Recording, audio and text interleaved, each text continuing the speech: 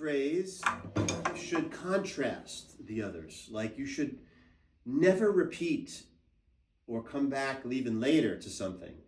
So whatever the contrast is for you, it may be just the drum head sound, could be just cymbals, now drum heads, and then it could be pulse-based thing, and then more abstract rubato. Melodic, noise. Loud and full, dense and full, to like very sparse. All these things are kind of opposing. So a lot of extremes, going from one to... Extremes. Yeah. One student from France said schizophrenic drumming, he called it. And I'm like, yeah, because each thing does not connect to the other. It's not like an ongoing... It's literally cut up and it's like there's no connection. But the only connection is that you are not repeating or you're not playing like you just did. You're really pushing yourself to go into very radical different places. And the more you do it, the more difficult it can become and frustrating, which is, if you ever at that point, that's good, because you want to be like at a breaking point of like, I don't know what else to do. You have to do something else, and you have to kind of maybe do something outrageously, unusually different, musically, right? So, and then going back to a musical idea or something that might be familiar, and then other things not. And it's really about just letting these things come out naturally, and then you can record it and listen back. But it's just about the ease of playing a phrase. And I ultimately set this up because I wanted all musicians, to be able to play freely, but to say something that has a beginning and an end, that has space. It's, you know what I mean? That it's not just ongoing.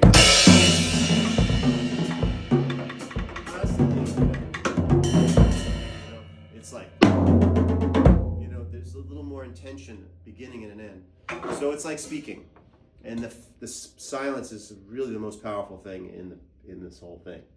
It's not really so much about what you played, it's about the silence that you leave. So that's the lesson in that part. Another thing is dealing with the pulse.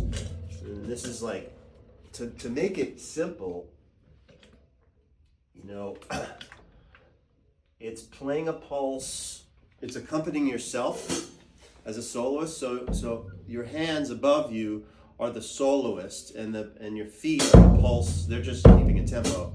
So, and what makes this easy to get into is that you're just walking.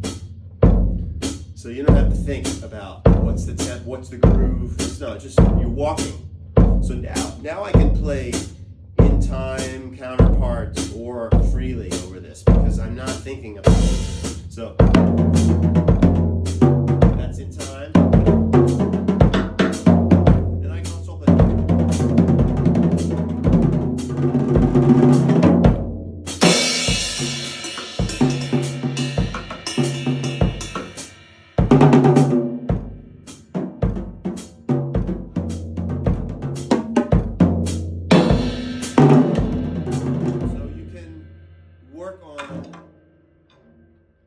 Soloing over a pulse in the same place. So it's like, and then you can take the walking out, and you can either feel a pulse or not feel a pulse and just play a solo. You could, and then the solo is everything. Solo is just, what you're feeling in the moment. But that's just, pulse. And then of course, then there's like, I can work on it,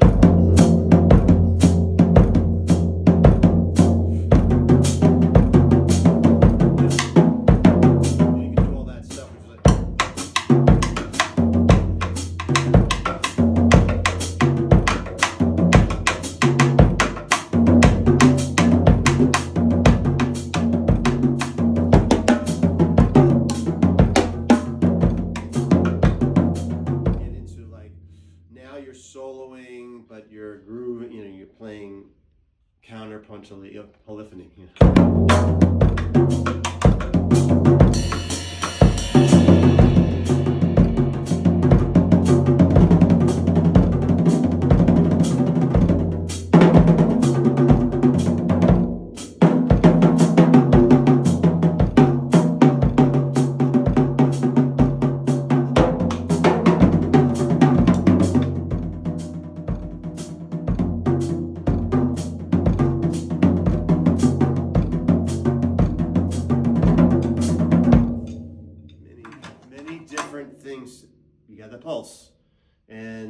helps to do this. Feel you're just walking, so that you don't have to.